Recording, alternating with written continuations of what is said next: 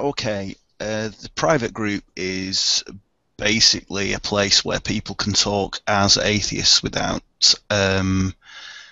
anybody else basically turning it into a discussion about God. What is God? Does God exist, etc. Because we get that just about every single place that you mention that you're an atheist. So it's a place where we can just basically be ourselves, and a place that people can reach out to. So if, let's say, for example, somebody suddenly decides that they are an atheist and they're desperate to reach out to other atheists because they feel alone, they can come here and have a chat to people. There's no agenda. There's no we must talk about atheism, because once you've said I don't believe in God, do you not believe in God, it kind of gets boring pretty quickly. And then obviously we're there to make sure that people basically aren't mean to each other. Does that answer the question? Well, so they're not mean to each other. Does that mean that you don't, and as soon as there's some heated discussions, you guys kick them out of the group? No, I mean, sorry, I'm messing about with my mute button there. Discussion can become quite heated, but basically the idea is that you can have a heated discussion without calling somebody names. You can have a heated discussion without abusing the sexuality. People can have heated discussions. Obviously, they can argue about things in a very passionate way, but there's no need to, like I was saying before, abuse somebody's sexuality, abuse somebody's appearance, and just generally be horrible to each other as a person. But as for thinking that somebody's talking a load of nonsense and they need putting right, and people really do go for it sometimes, and it can get quite intense. So sometimes tempers need cooling, and that's kind of where we step in, hopefully. You guys went and a lot of the admins went and made a separate group. So we have a big giant group called the main Atheist Republic group, and now we have a secondary group called the Atheist Mastermind group, which is the smaller group, but it's much more strict rules. What was their reason behind creating this secondary group? The secondary group was created as a response to a lot of people that were joining the group didn't like the fact that quite a lot of our members just want to mess about and just want to talk about what they saw on the telly last night. Do you like me wearing this hat? So on and so forth. And it kind of was getting on some people's nerves who wanted a more in-depth discussion about, I don't know, deep questions about the universe, what we think about morality, and it was just getting swamped in fluff, and it was getting to the point where we thought, let's try starting another group where those conversations can happen on a slower basis without just basically being swamped, and that seemed to work quite well. A lot of people seem to like that. It's nowhere near as active as the other group because people tend to not always want to talk about deep stuff. So yeah, that was the basic need that we were trying to meet with that, was just because it was to give people somewhere to go if they wanted that kind of group, rather than constantly being frustrated at the main group, which is more chatty and informal.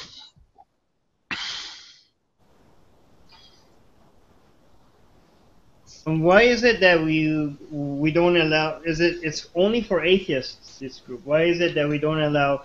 By the way, anybody else wants to discuss these things, please just go ahead and just unmute yourself and start talking. But why is this group only for atheists? Don't you guys are you guys not interested in debating with people from the other side?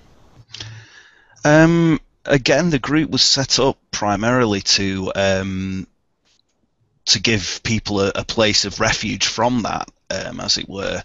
We can debate with religious people just about anywhere on the internet. I mean, all you basically need to do is give a secular opinion on something, and you have an instant debate, often totally unwanted, and it distracts from what you actually want to talk about, which is the matter at hand, rather than whether Jesus agreed with it or not. The other thing, obviously, is quite a lot of atheists live in a place where to even say that they're an atheist is dangerous. They have no one to talk to, and the last thing they want to be doing is looking over the shoulder thinking, am I going to get killed for talking about what I want to talk about here, which is that I feel frustrated that I'm an atheist in a very religiously dominated society.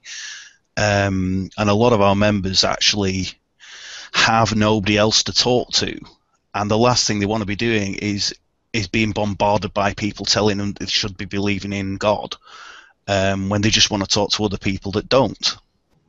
Well, for me, this group has been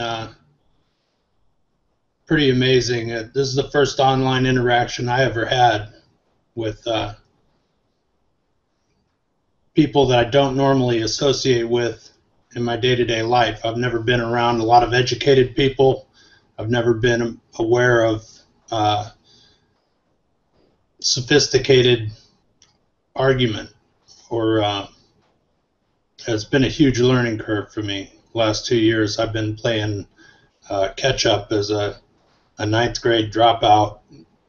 Trying to hold my own in this group has been really interesting, but I've been very grateful to learn as much as I have in that time. Now it's now I've got a real thirst for learning that's been encouraged by people like Michael. So it's been very eye-opening, and also very eye-opening to see how people from other parts of the world view themselves and my part of the world. I've been very insulated from that most of my life. So it's been pretty amazing to me, and I think that it's this giant group can only exist because of the hard line we draw on certain rules. Our personal attack rule, our no theist rule, having a place, a line in the sand that we can stop at, where people start seeing names grayed out for offenses to those certain rules, is the only reason this place doesn't just completely devolve into a bunch of people shouting obscenities at each other and no good conversation would ever happen in it. So that's actually my 2 cents. That's a very good point, because I've seen groups with larger member number that have completely been abandoned, or the activity on them is so low, and I think it's because of the lack of moderation. So it's not just the number of people within the group, is basically the environment that you guys provide make it a place that people think like they want to be active. So it's not just creating a group and just making it grow. Without that moderation, the group would be basically dysfunctional, especially with this many number of members in it. That a lot of people then accuse us of being discriminatory, but the thing is that we already provide other places within the Atheist Republic platform for theists to engage with atheists. We have the public page where theists are always welcome. We have the website forum where theists are always welcome. This group was just, the purpose of this group was in response to many of the members of the public page demanding a atheist-only environment, and that's why it was made. It's not that we don't welcome theists in other locations. It's just that this was not the purpose of this private group. So, just like everybody else, the Atheist Republic has definitely changed a lot about how I act, how I think, and how I present myself even. I was a lurker in AR for the first couple of months when I was there. I met some great people. I learned that a lot of the ways that I thought were definitely from indoctrination. I didn't have a good reason as to why I believed certain things. I just believed them. So the group really helped shape how I think on a daily basis, which is fantastic. As far as personally how it's affected me, that would be the biggest thing, is I can actually learn how to think for myself. And coming from a very strict religious background, that's kind of a huge deal. It might sound simple, everyone thinks that they think for themselves, but whenever you really start delving into deeper issues, why am I pro-life, why am I pro-choice, a lot of that stems from just how you were raised. So learning to think for myself was huge. Being a moderator or an admin of AR has definitely been an interesting experience. I kind of feel like a mom sometimes. Like I mother children. Don't say that. Don't do this. And it's actually, I joke about it a lot, but when my kids debate at home, I do the same thing with them. No personal attacks. You know, cite your sources. I'll ban you to your room when they argue over silly things like if aliens exist. So it's a lot of fun. And it definitely has inspired, like you were talking about, it's inspired us to branch out and do more things that people need. We see a lot of suicide threads. We see a lot of people who are just lonely and need someone to talk to. And it's not easy to go into a group of 60,000 people and say, hey, I've got a problem. Hey, this hurts me. Because you never know what people are going to say. You never know how people are going to react. And a lot of other people are hurting too. And so it's kind of an intimidating process. So us starting the support group where someone can get a one-on-one support system to help with their issues definitely stemmed from my experience in the Atheist Republic closed group. As far as admins as a team go, I absolutely love our dynamic because all of us are so completely different from each other. We have Willie. Willie's kind of like a peacemaker amongst a lot of people, and Andrew is very logical, and Derek is very big-hearted, and he likes to really examine every point of view. I like to consider myself the nice one sometimes. And we all have different roles that we play, and so together as a group we make this awesome, well-oiled machine that can just collaborate ideas, get together. We don't always agree, but that doesn't matter. We can still put that behind us and move on. So it's an awesome team dynamic. I really like it. I actually found the group after Atheists and Rational Thinkers was taken down. And I went to the main page looking for another place to fulfill my little bit of internet atheisting. And I joined the group and lurked for a while, but then I really enjoyed the environment and I started participating and was quickly informed of how wrong I could be. Because previously on other groups and stuff, I could walk into a discussion and just about own it. But on AR, there were a lot of other people who were great at debating and knew more about logical fallacies and had more sources and better sources. So I'd get myself in over my head in a discussion, and that would force me to reconsider my position and very often change it, or at least research more and become more informed for my own sake. And I see that happening with a lot of other people that participate in the group too, because you can't really be in the group and participate in actual discussions without people repeatedly telling you how wrong you are. And that kind of forces you to question yourself, because if 30 people tell you you're wrong, you think for a second, what if I am wrong? And then you go and you look into it on your own, and you'll learn more about rational debate and logical fallacies, and you become more informed as a whole. And that's a great benefit to provide for people, because if you don't have that, then there's just more misinformed and unthinking people wandering around the world. But adminning is far more subjective. Moderating the group is very subjective, so it's not just all about yes/no questions. You can't look up a source on whether or not you should ban someone. So it's very much about connecting to the group and understanding where they're coming from and what they're trying to say, rather than just what they are actually saying, so that you don't ban someone who didn't. You know, if they say something stupid or they get a little bit of heat in the argument and they attack somebody else, you warn them instead of ban them, because you can be a little bit understanding.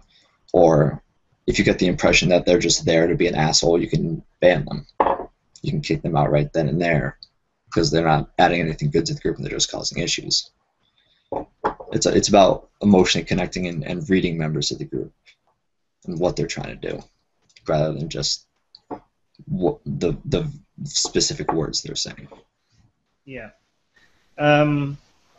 One thing I found is that even among admins, sometimes there's conflict, and I think that's very natural. And it should we cannot. It's impossible to have a group this big and not disagree with each other regarding what to do. And the problem is that then sometimes, because we all care about the group so much, our disagreements all of a sudden become very personal. So how do you guys handle those kind of situations? Well, when we see something getting too personal, we show up and we encourage people to calm down and stay on topic. Because if you're just going back and forth about who's a bigger idiot, you're not actually discussing the topic anymore. It doesn't matter who's a bigger idiot. If they have the right point, they're right.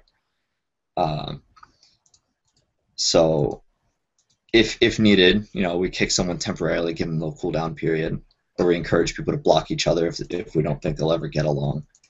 And that helps bring the discussion back around to the actual topic and keeps everything a lot calmer and I wouldn't say formal, but cordial.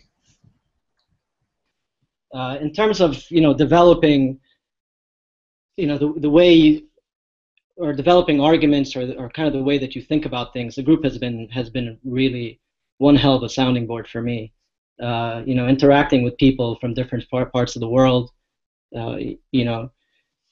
that's definitely been a big plus. Modding the group has been a lot of fun as well. I really enjoy the team. The team is a lot of fun to work with the exception of Derek, but that's okay. When I first joined, and actually the reason why I joined the group was I was in Saudi Arabia at the time, and naturally it was a bit difficult being a vocal atheist in Saudi Arabia for obvious reasons, and so the group was very much an outlet for me, and a great one.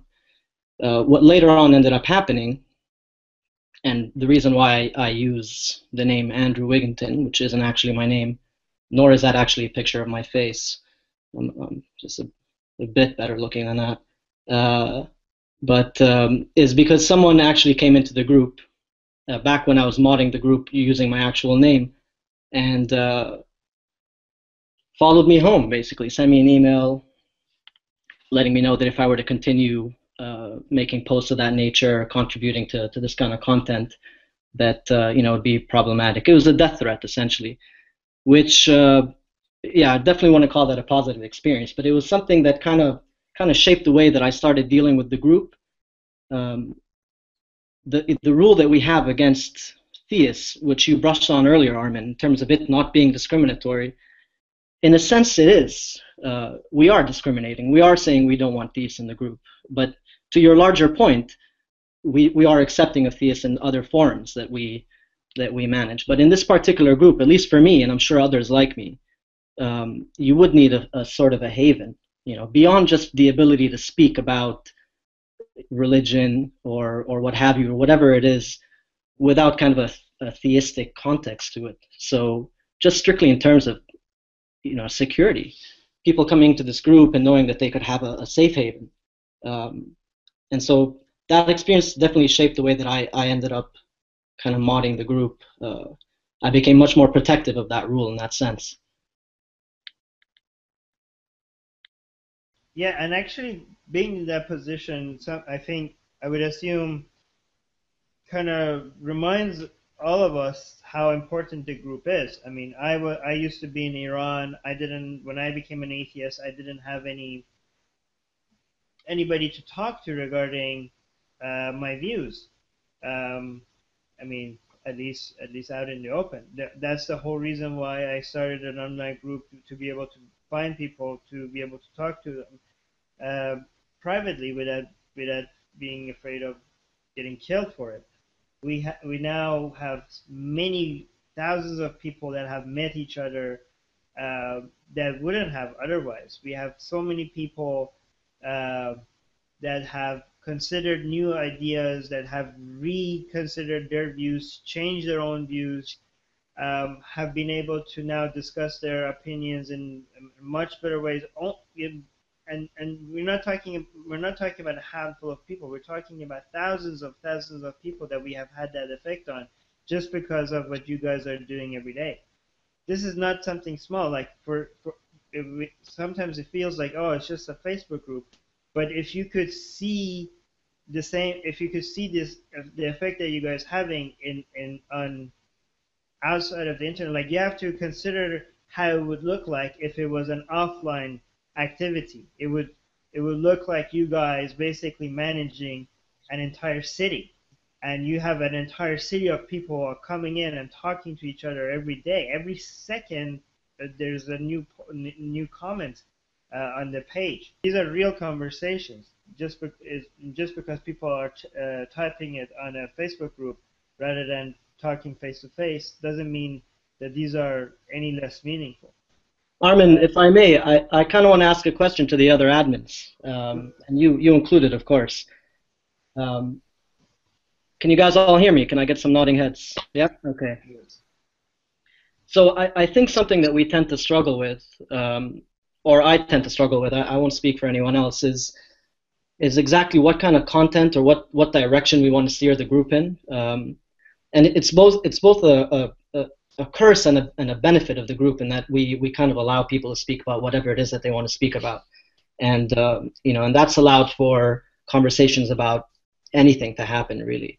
And we tend to be on a spectrum from interesting to sometimes silly, and how far we stay on one end of the spectrum is a function of time. We might spend 2 months talking about what do you think about, what comes to mind when I say this word, and that trend might last for 3-4 months, and sometimes it can be frustrating, I think. And again, I'll speak for myself. When I log into the group and I see this happening over 3-4 months, and I think, it occurs to me sometimes to think maybe we should discuss that rule again. Maybe we should start moderating content, and then I also start thinking, no, but this is actually, I think, one of the power of the group is that we allow people to speak about whatever it is they want to speak about. And so, of course, there's a drawback to that kind of approach, in that we can't tell people, and we don't want to tell people what it is they should be talking about. But at the same time, it does lead to a level of frustration, and we've seen people leave the group as a result of that, as a result of a trend lasting too long. And I just kind of wanted to get everyone's thoughts on that. I think this is a conversation that would be good to have at some point between us admins. And Armin, of course, your opinion would be more than welcome. Can you give us an example? Sure. So I think maybe about 6 months ago, we had a trend of what comes to mind when I say insert country X here. So what comes to mind when I say, you're in Canada, Armin, right? So what comes to mind when I say Canada? And typically those posts ended up being kind of a breeding ground for people just pushing stereotypes, and it wasn't a healthy discussion. And occasionally, some good would come of these, but it just became a trend. So you would see these popping up fairly regularly, and they tended to be less than pleasant conversations. They required heavy moderating. And in a sense, they would be frustrating, at least for me, to see this constantly come up. And of course, every once in a while, we might consider or debate, should we ban posts of this nature? And then, we might do that for a while, and then eventually just kind of revert back to the idea that no. I mean, the way this group is set up and the power of this group is that we allow people to talk about whatever it is they want to talk about, within reason, of course. But I just kind of wanted to get or to gauge if other admins had similar frustrations when it came to this particular rule, or what their thoughts are on it, really.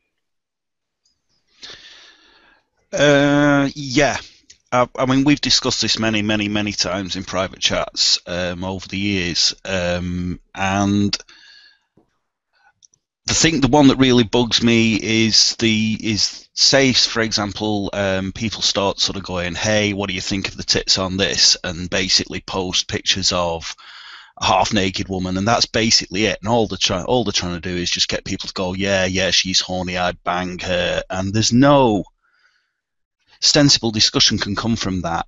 But at the same time, what seems to have happened with the group is that there's this license given by the admin sort of confronting these people and going, hey, don't you think that's just a little bit out of line? 50% of our members are female and perhaps don't particularly like being objectified that way. That really does spark quite a healthy discussion where a lot of people then feel empowered to go, yeah, this is out of line. And then gradually what happened was that those posts diminished because people weren't gaining kudos from the group by posting them. People were suddenly realizing, hang on a minute, people actually think I'm an asshole when I post this.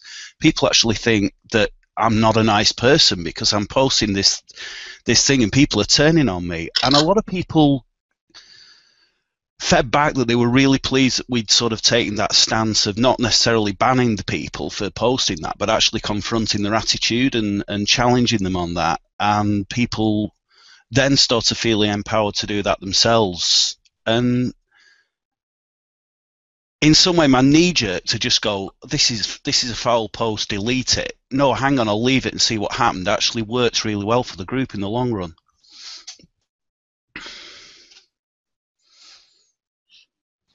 I personally like the struggle that this creates between people that want a certain kind of post and people that don't like a certain kind of post. Because when you look at it and you say like, oh, that's really annoying to me, well, it's really annoying to me, but apparently hundreds of people are really having fun with it.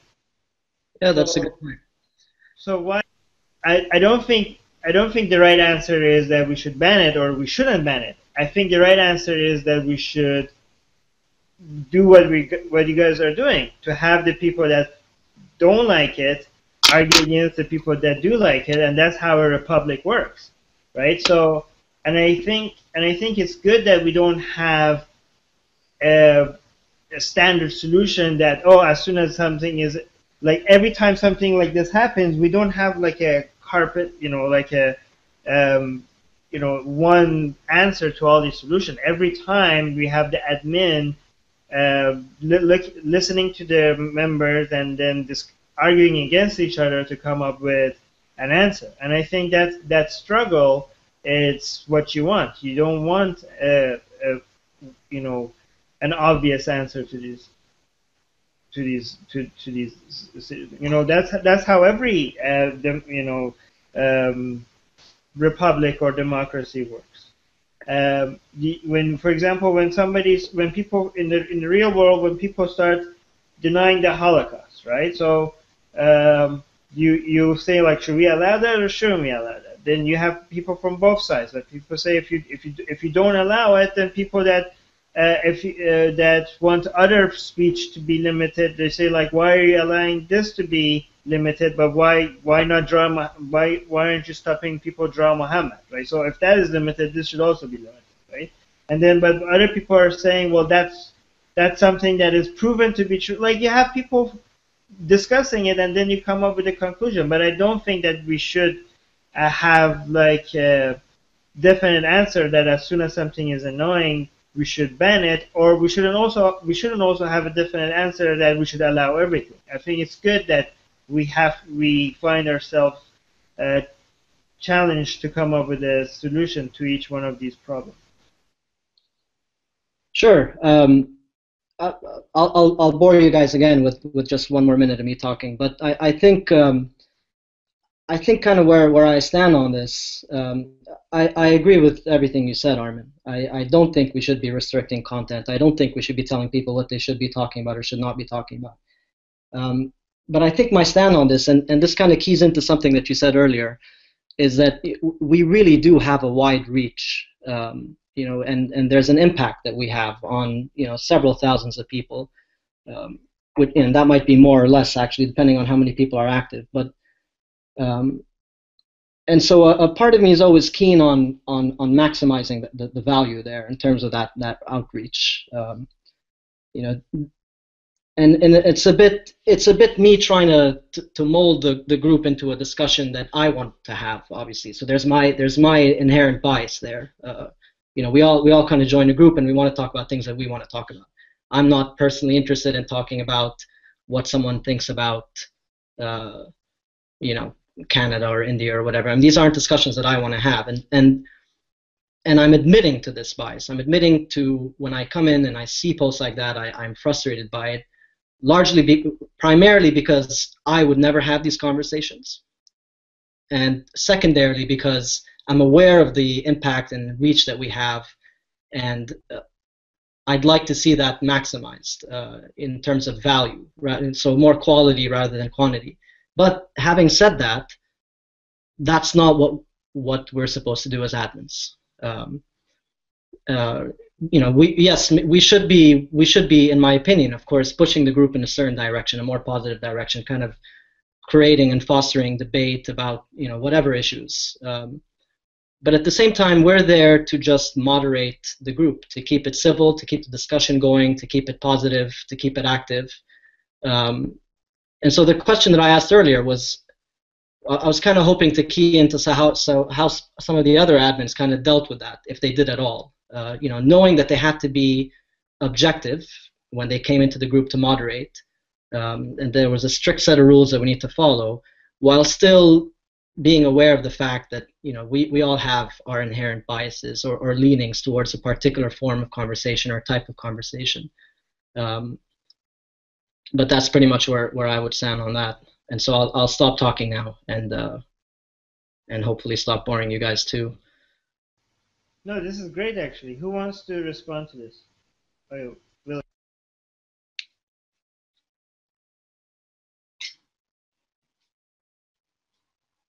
Discussed it many times, and what happens is that the group is spoken. As far as I'm concerned, the inane is what the people want, and that's why we have the participation that you were talking about, Armin. If we started the Masterminds group, and you can look at the amount of activity that we have in there, and that's what we would have in AR if we moderated for content like that. So I think it's important that we not go there. We might have to jump in and kind of squash a trend that's just gone completely out of control briefly here and there, which we've done before, but not to make a rule that says you can't post these kind of things. And when it comes to the other stuff, someone wants to be a Holocaust denier, I think it's important that we have the council for these matters, because to me, as a person who's been banned from AR twice and changed a lot of positions in the process, I think it's important, like what Michael was saying earlier, is that we allow for that people change, that positions change, and we can let people back in, we can talk about it, and it's not the end of the deal when you run up against that kind of a problem. It can be worked out. So to me, it makes moderating actually easier to have the council, because I kind of lean on that. When I'm not really sure, but things are getting wild in a thread, I'll ban somebody with the knowledge that they can get back in. And I encourage that. In the council, I hope that they do that more often, actually, because it gives me the ability to calm things down. When people start seeing that gray name, they go, wait a minute, maybe this isn't okay. But that doesn't mean they're gone forever either. So it's my 2 cents. Yeah, actually, that's a good point. The thing is that, as admins, when you're making these decisions, it's not like we can't undo it, and it's not like if we make you know, every decision that we make, it doesn't have to be perfect. We're just doing the best that we can. And another thing, we don't. It's not like we're allowing any. If the group demands a certain discussion to be banned, the thing is, it's a republic, so we will ban a certain discussion as long as we know that that's actually the majority demand of the group. But the problem is that sometimes the people that are against something, they're louder than everybody else. Yeah. So when something is becoming very popular and people are against it, we have to consider the fact that it's popular. So that's a lot of people that are basically wanting it. So if we get annoyed by it and we want to ban it, that's basically a handful of people determining that hundreds of people shouldn't be able to post selfies, for example. I don't know. But and then again, you know, the great thing about having the mastermind is that now we can, if people are really upset about these trends that are very popular, and we can get rid of it, because if we get rid of it, it's very anti-democratic. We now have this line that I've seen Ali use a couple of times at least, that you have the mastermind group. You don't like, if you don't like selfies, if you don't like, then you have the mastermind group. If you don't like answering math questions, then we have the mastermind group. So we have that, and sometimes I see some people go there for a while and be like, oh, this is great, this is intelligent, and after a while they're back in the, sometimes they're back in the main AR group. But it's good that we have, I mean, not that the mastermind group is not valuable. That's really that's good, but is people don't just want intelligent discussions. They want an active group. They want a very live, active group. And the cost of that sometimes is to be able to stomach stuff that you don't like. But here's the thing. There's two sides of this debate that are learning from each other. The people that come in and say something so offensive, they learn that there's going to be a reaction to it. When you say something that is, you know, sexist, you're going to have a whole bunch of community of people hating on you. But also the other side is learning something too. The other side is learning that if they don't like something, they can't just get rid of it. You can try hard, you can campaign on it, and you can get support for it. And if you manage to eventually get enough support for it and show that the group really wants this, you might actually be able to get it removed. But it's not going to be that easy. You're not going to be able to say, oh, that's sexist, and all of a sudden all those posts are going to get removed. So I think this is basically reflective of how the world is out there. You know, if we just remove every single comment that is sexist, we're creating a fake group that people are not like. You know, the truth is that there are Holocaust deniers out there. There are sexist people out there. There are racist people out there. And if you want to learn how to debate and how to understand how to challenge these arguments, you need to be able to. I mean, this is a group for discussions. So if we just remove every offensive opinion out of there, then you just have a circle jerk going on. You don't want that. You want to have people fighting each other and learning that there are these kind of people out there. Anyways, I'm going to stop talking. Anybody wants to get in? Yeah, I can. The great thing about the group is it's largely self-moderating. We don't necessarily have to delete the sexist posts and comments because other people will see it and they will challenge it, and there's a whole lot of public shaming going on against that. So we don't have to do a lot of moderation for a lot of the group. We only have to get rid of the really blatant stuff that needs to not be in the group because it's reportable to Facebook. A lot of the rest of it handles itself because if the group doesn't like what someone's done, they will get pushed enough that they rage quit the group, or they change their position, or they just shut up long term. So that helps a lot with the group. So we don't have to moderate every last comment that happens in the group. We don't have to worry about choosing which specific posts are okay and which are not, because the group will do that themselves.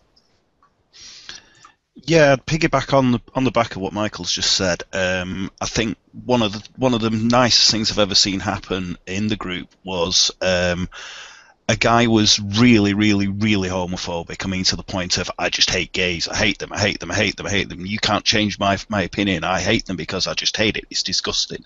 And he just, it was almost to the point where he looked like he was kind of trying to troll the group, because he was just so unable to access anything that anybody was saying, and people were being very reasonable and patient with the guy. And eventually he ended up rage quitting the group because people were just giving him such a hard time. About 6 months later, he came back to the group. He'd lurked for quite a while, and then eventually started speaking in a thread and said that he'd really thought about his position once he'd calmed down from feeling under attack, and completely changed his point of view. And that was absolutely awesome, because he'd been challenged. It had got pretty nasty. I mean, I'd been looking at the guy. This is before I was an admin, and thinking, do I need to report this guy because he's getting really, really close to the personal abuse line, or do I just accept that this guy's got this really strong opinion? And it just worked so well, because the group did challenge him, and people were outspoken and really rational, and just kind of called every single thing that he was saying into question.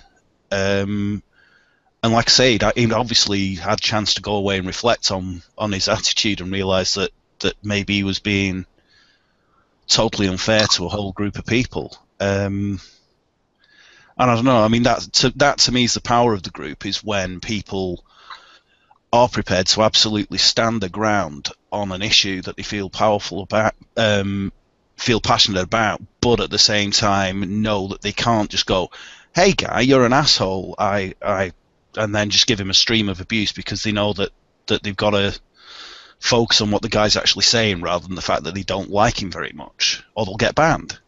And it keeps people focused on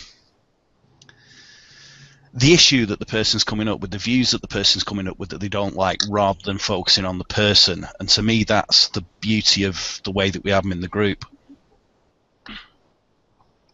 Actually, that's a very interesting point, because if you remove somebody, if you don't remove some people, and then some people quit because they don't like the comments of these people there, you feel like, oh, we lost some good members because we didn't moderate the group properly. But at the same time, if you did get rid of those people, then you stopped a lot of interesting discussions that people do actually come to the group for.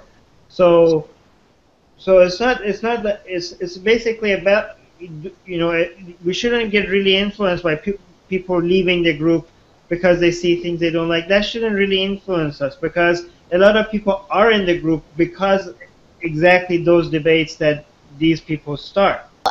When I first started off in AR, shortly after I actually became a council member, and I was one of the first people on the council, along with Willie and Michael and Miguel, Jeff, who's not here, Jim as well. We were one of the original 10, and we worked together so fluidly that there was never really any fighting, never really any debate. We wouldn't get along all the time. We wouldn't agree on which bans needed to be overturned, which ones didn't, but we at least found a way to figure out how to work together, and iron things out, and make up with each other, and it was great. So we then became admins of Mastermind. A lot of us did, and again, worked together fluidly. Everything was great. We were still in the council for AR, and it was wonderful. And I guess it was just when we became admins, and we had to really increase the amount of people in the council. Not only did we have to replace our old seats, but we had to increase more members because the admins had increased, and we needed a better balance. That's when things stopped being so fluid, and it stopped being easy and fun, and it started being really hard. The role of the council, at least the role that we played, was we voted if bans were unfair. Admins can, of course, get emotional. Admins can be non-objective, and they can certainly ban someone without a really good reason, and that's why the council was there. And then slowly, as we are trying to, I guess, give them more of a role, give them more of an importance, more of a feel for what they can do, we kind of fell out of line with what the original purpose of the council was. And so we did, us admins behind closed doors, quite often had huge disagreements. There were a lot of issues that were brought up with it, and it just wasn't very fluid. So we've been working very hard on getting everything ironed out, getting the rules laid out, and trying to find the best balance for us to all work together. As a team, it's hard with 30-something people to work together as a team from far away. But yeah, we're doing it, so that's where we are. So what do you think about the council? Like, what do you guys think about the council now and the role of the council? Do you think that they're just they're helping the admin, or they're just supposed to challenge the admin with their positions, basically protecting the members from the admin, or sometimes, as an agent of the admin? What do you guys think is the best way to look at the council? I like looking at them as an agent, I guess. That the council helps us out so much. They'll go on a thread and they'll let someone know, hey, you're violating this rule. Don't do that anymore. Or just, hey, I don't want to see you get banned. Please stop using that racial slur and delete your comment. And a lot of people listen to them. So the council in that aspect is fantastic. And coming to us and challenging us, of course, is absolutely wonderful. The council has done that as well.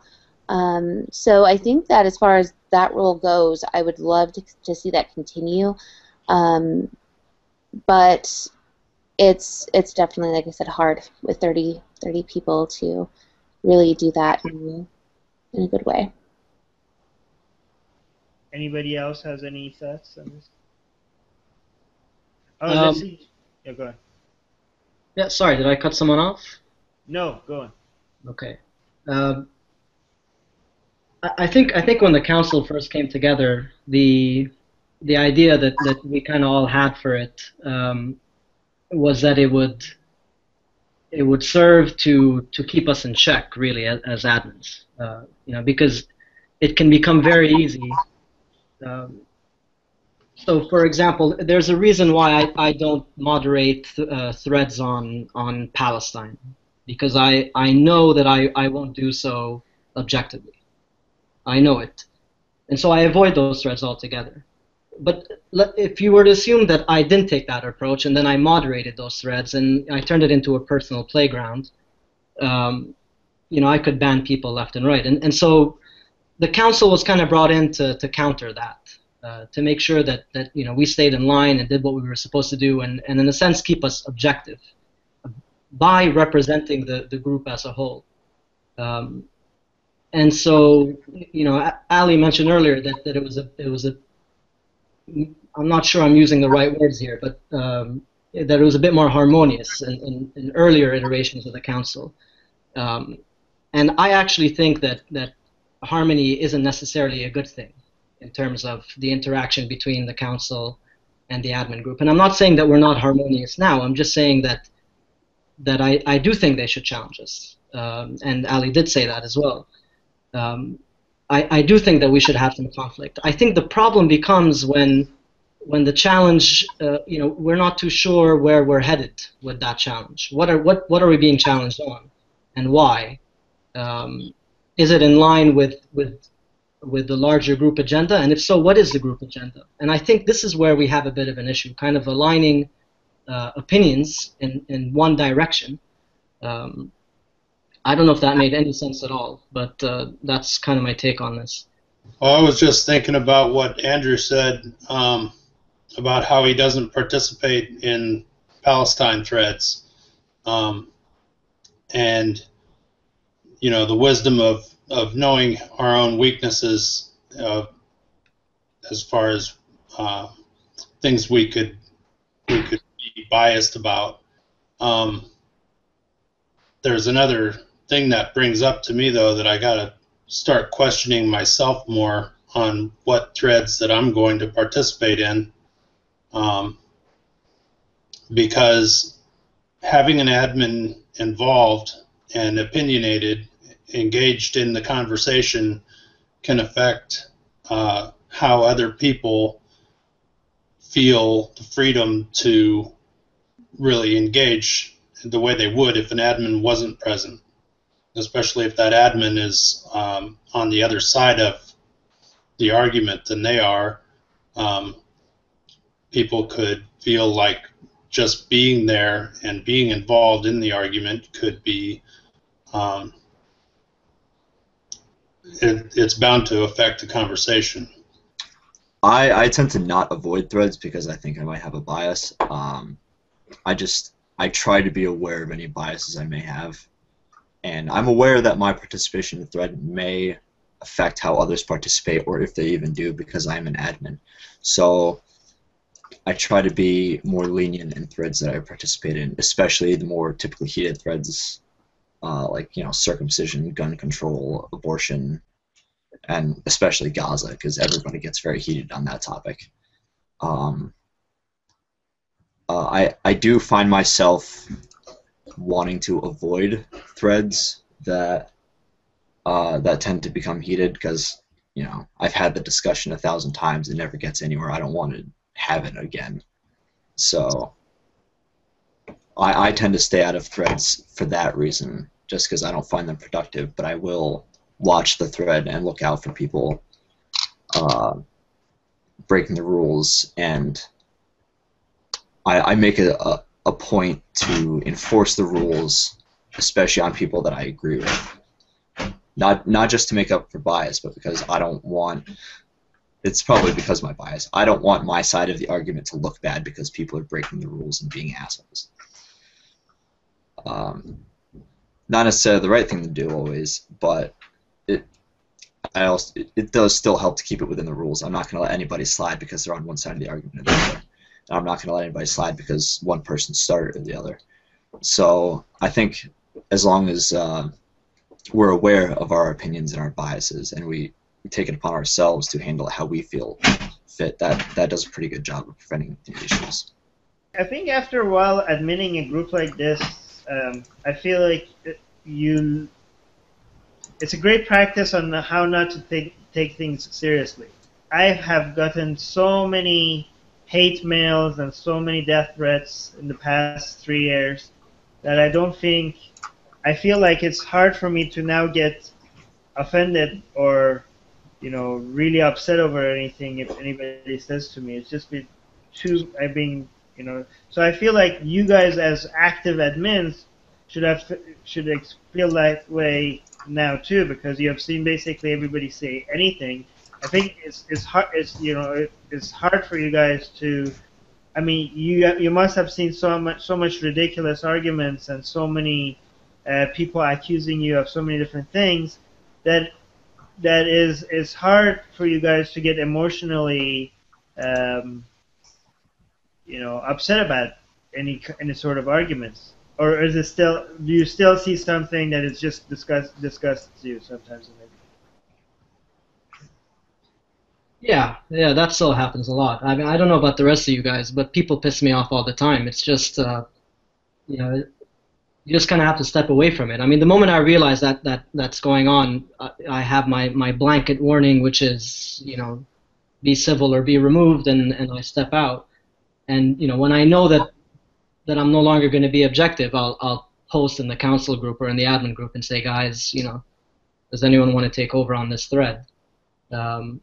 So yeah, people annoy me all the time. I guess I haven't developed that thick skin yet, Armin. But I don't know about the rest of you guys. But I think someone pissed me off today. It happens fairly regularly. So yeah, maybe it's just a matter of time, or maybe I just need to learn how to distance myself more, or maybe it's a good thing that I still get pissed off. I don't know. I don't know where I stand on that actually. There are some, like, if somebody's personally attacking me, I think it's hilarious. That doesn't really bother me at all. I get more offended, I guess, if if somebody's personally attacking an innocent person, somebody who, like, for instance, a lot of people that don't speak English for their first language, I don't like it when people start attacking them for not using perfect English.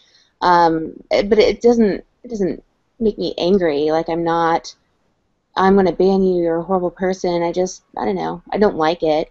I do also tend to stay out of certain threads that I know I could get emotional over. And I try not to moderate in those. But in that situation, if I do see something, I'll go to Miguel and I'll say, hey, Miguel, this is going on in this thread. And that way I know I'm not being emotional. Hello. Is this working? Oh, yes. Hey. Yay. What did you change? It's working now. All right. What did you do? Right. My son's wireless headset. This is the only microphone I can find that's working now with this. All right. Great. All right. So basically everything that we said so far, now you have to comment on it. All right. Everything. Let's see. What do we do? The bigotry, I suppose. The thing when people start making comments like that, and how much of it to squelch. We do have a rule, about that's kind of tied into the personal attack thing, and it's just mainly to keep discussions civil. So we really don't tolerate much bigotry being overt in the group Atheist Republic. And yes, that's kind of like against free speech, but we're not going to put up with things that are just demeaning people for things that are beyond their control, circumstances of birth, or even maybe a little less intelligent than other people. It's I've met quite a few people over my life with that were developmentally disabled in one way or another, and have a unique and valuable perspective on things that sometimes the rest of us don't. So anyway, I don't think that's really censorship to say, let's get off of the body shaming and stuff like this, because it just doesn't add anything to any conversation. Nobody is enlightened by just people throwing slurs around.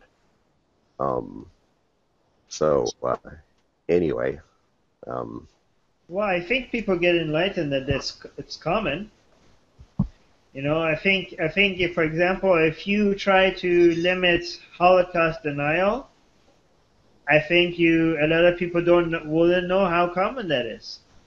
And the thing is, right, that by trying to ban it, you're not actually going to reduce it. You're actually going to make it grow, and you're going to make people not know how common it is. If it's out in the open, more people will know how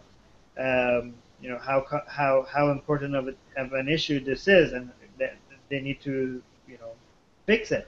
But another thing, you say like it's against freedom of speech. It's not really against freedom of speech. This is a Facebook group. It's not. We're not the government. I think it's only against the freedom of speech if we are arresting people, or if we are physically harming people for saying things. I think if you kick somebody outside of your group, it's basically the same as saying, like, you can't say this inside my home, or you can't say this in front of my child. Or, for example, if you're inside a church and you start saying, like, fuck Jesus Christ, there's no God, they have the right to kick you out of the church. That's their church. You can't just say anything you want inside their church, right? That's not against freedom of speech. If you're outside in the street, you can say it, but you can't say that inside their church. It's their private area. They get to decide who comes in and who doesn't come in, right? So I think a lot of people that in the group are sometimes say, like, oh, you guys are against freedom of speech. They don't understand the meaning of freedom of speech. This is a private social media group. And even if all of a sudden the admin team decided to randomly kick out somebody because they just didn't like him, that's still not against freedom of anything. That's it's Yeah, that's Right. it's commonly confused, that particular point, and it's just basically that you're entitled to say whatever you want, but what you're not entitled to is an audience that you didn't create, and that's kind of what the group is. And you join the group, there are rules, you follow them. If so, you have access to that audience, and if you don't, then you're out. And that's not an infringement on freedom of speech. But anyway, I'll stop again. Jim, sorry, didn't mean to interrupt. Oh, no problem. Earlier on, you were talking about asking admins what they the value of AR, and it's biggest thing to me is just the perspective on the world, because it's like traveling when I'm seeing conversations from the Far East and India and Africa and Europe and South America all coming on at different times. And from an adminning perspective, I get to tour an awful lot of profiles. So I see things on, from all over, and it's kind of interesting, because I let people in the group that I would never have as a personal friend, and it's because they meet the criteria of being an atheist, or they seem to, at least from what you can tell, and I want to see the diversity of opinion happen, so I try to focus only on that when I'm looking at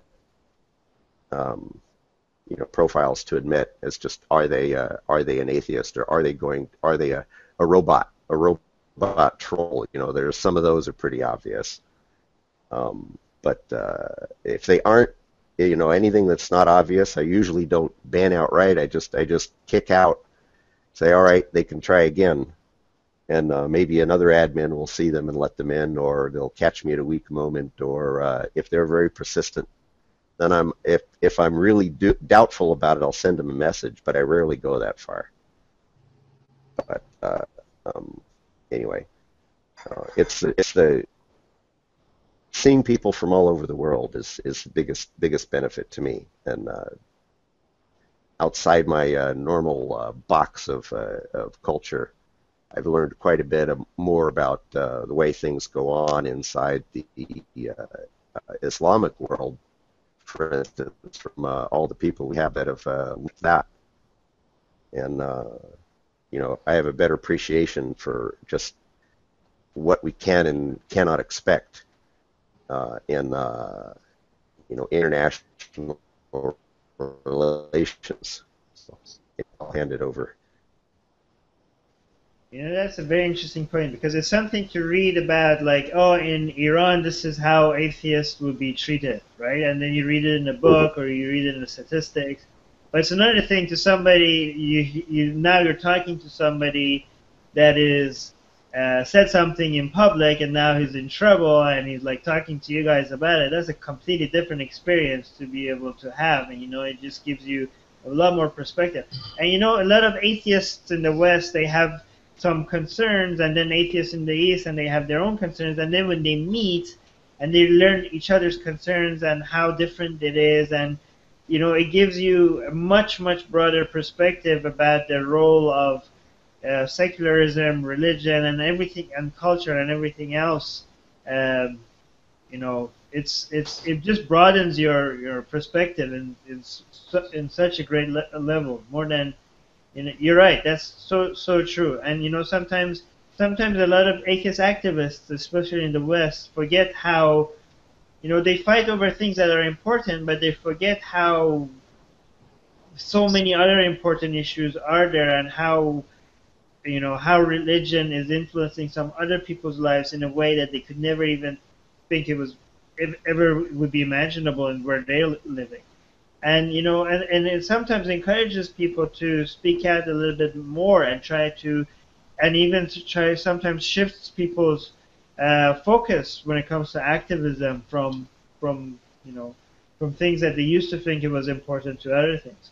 I'm not saying, sometimes, when you look at it in the West and people are fighting for, you know, nativity scenes in public and in public spaces, and they think that should be legal.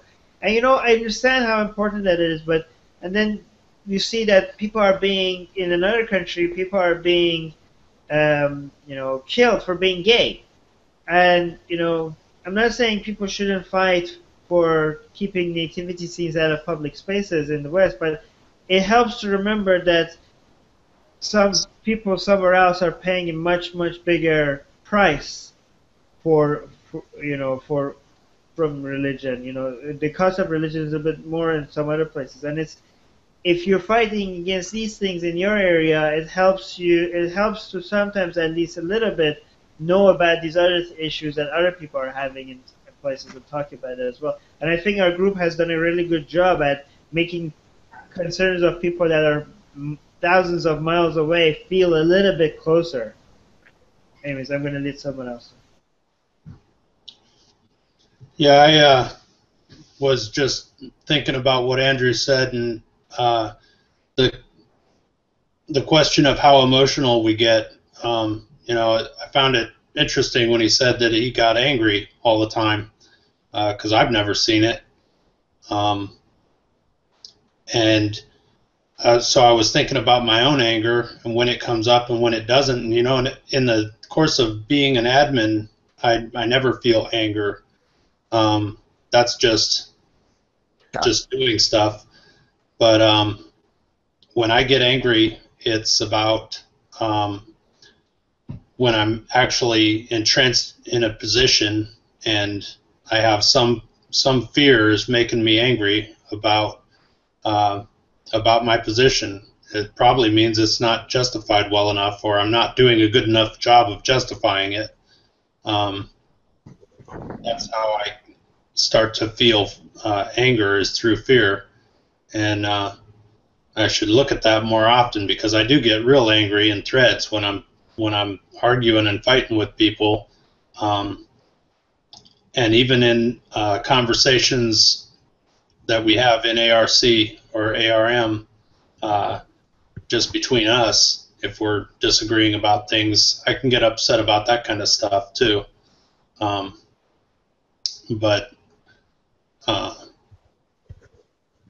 I think that people probably think I'm angry when I'm not, and don't think I'm angry when I am, more often than, like, I would assume that's how it is with Miguel. A lot of times when he's acting angry, I don't think he really is, but I could be wrong about that. But this is a neat thing to see your faces and try to actually know you on this level. This has been neat, you guys. You just made me laugh so much. Yeah, I mean, people seem to assume that if you're arguing passionately for something, that you're angry. And I mean, I quite often get people telling me to calm down in discussion threads, and it's like, I'm not even angry. I'm just stating my position with a few modifiers to the sentence to show that I'm actually feeling quite passionate about it right now, but I'm not angry in the slightest. And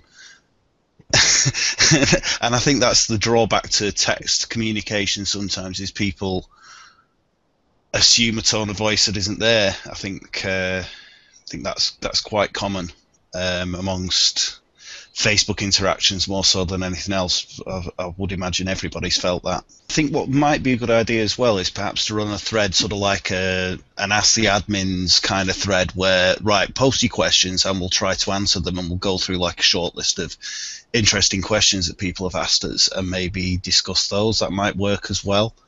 Actually ask the members, what do you want us to talk about this week? We're going to do one of these hangout things. What do you want to hear us say? That might work. You can go, one of two separate ways, or both, really.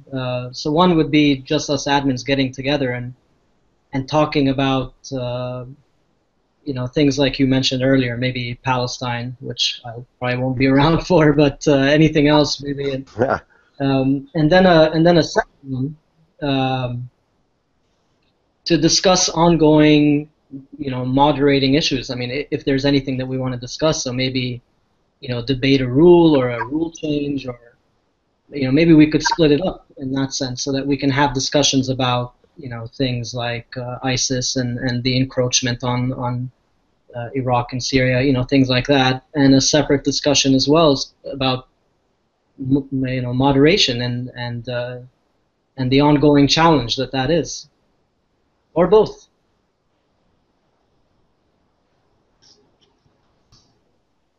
I think this has been a really fun discussion. All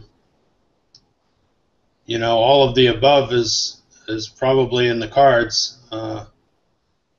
I don't know about any of the rest of you, but my life is kind of sucked into the private group enough that I belong to the forum, but I'd never ever go there. I just don't even seem to get past my Facebook notifications to even look at them before I'm drawn into some other thing in the AR group or ARM. So I'll probably just be keeping busy there when I am online. I've actually been trying to spend more time reading and woodworking and doing other things in life than just being online all the time, because the last 2 years I've been so absorbed with this I can't even believe it. But it's been good. I doubt I'm going to stop. It's pretty addictive. But as far as the subjects, I think we've hit on a lot of good ones that we could expand on. So future topics, I'd really like to hear one on like Andrew's perspective on Palestine. Yes. And Armin's rebuttal to him. I should have never said anything. And then it's going to be the end of my friendship with Andrew. No, I'm actually kidding, because I don't have a one-sided view on this. I'm actually, I think I have a very objective view about this. I'm just kidding when I say that. I don't think I'm going to. No, I know. I know, and I'm not frothing at the mouth either when it comes to Palestine. It's just a topic I generally avoid, because eventually someone will annoy me, especially on the internet. But I mean, we could do that. Next time we have this conversation, I'd be up for having a discussion around Palestine. We could try it. Yeah, I know what you mean. It's annoying when somebody says something and you clearly don't know what they're talking about. It doesn't matter if they are for or against you. But when somebody says something that even if it's against you, but they seem like they have done a lot of research and they're against you, it's hard to get annoyed from them. But when somebody is against you and it's clearly obvious that they have no clue what they're saying, and they haven't done even the slightest research in the topic before they're forming their opinion, then that's a little bit, that gets annoying. I'm similarly frustrated by people that are actually on my side of the topic and then demonstrate that they have no idea what they're talking about. I just sit there and cringe and think. But I totally get what you're coming from. I agree. Any idea where Derek is, guys? He seemed to log in then log out. Yeah, I really wanted to talk to him. I'm giving a speech. Next time I would love to see Fanchen here. Yes. Oh my God, yeah. Anybody else wants to take the role of moderator away from me? I'm not a good moderator. I talk too much. Moderators are supposed to stay out of the conversation as much as they can. But if anybody wants to take the role of the moderator, I usually love it when Makisha is here because she does a much better job than I do. But if you guys want to do that, let me know. Yeah, we could try rotating that. Yeah. I'll add you guys as admins on Atheist Republic's Google Plus page, so you guys, whoever is interested, so you guys could figure out how to do that. All right. I think we're good. Anybody, Jim? Do you have anything to say? Foster?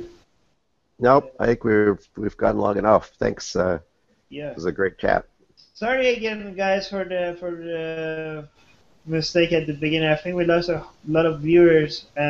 My mistake. I'm gonna try to figure out it's sad that Chrissy managed to figure this out for all of us, but she didn't get to participate. but she basically saved this Hangout. So if you're listening, thank you so much for saving this Hangout, and I'm gonna talk to you about what exactly did you do. But other than that, I'm gonna stop the broadcast, and but I'm gonna stay on the Hangout. I'm just gonna stop the broadcast for our viewers, but I'm gonna stay around to see if anybody wants to chat about anything else. All right, so goodbye, everybody.